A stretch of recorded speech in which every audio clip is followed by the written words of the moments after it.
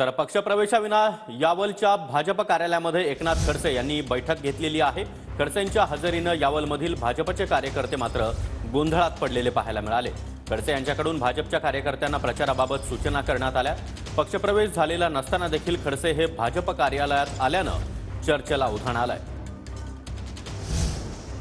तर माझा भाजप प्रवेश निश्चित आहे, त्यामुळे मी 2 दिवसांपासून प्रचारामध्ये सक्रिय झालोय।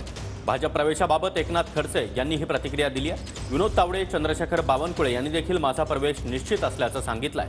प्रवेशाची तारीख कळवू तोपर्यंत तुम्ही कामाला लागा असे मला आदेश आहेत आणि भाजपच्या वरिष्ठांसोबत चर्चा केली आहे। प्रवेश केव्हा होणार हे लवकरच जाहीर होईल असं एकनाथ खडसे यांनी म्हटलंय।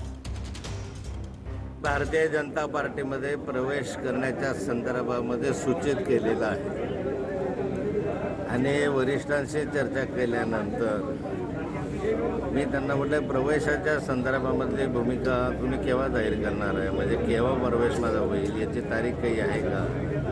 त्यांनी सांगितलं निश्चित प्रवेश आहे। विनोद तावडे साहेबांनी सांगितलं निश्चित प्रवेश आहे। बावनकुळे साहेबांनी सांगितलं प्रवेशाबद्दलची तारीख जी आहे ते आम्ही तुम्हाला कळवणार आहोत, तुम्ही कामाला लागा।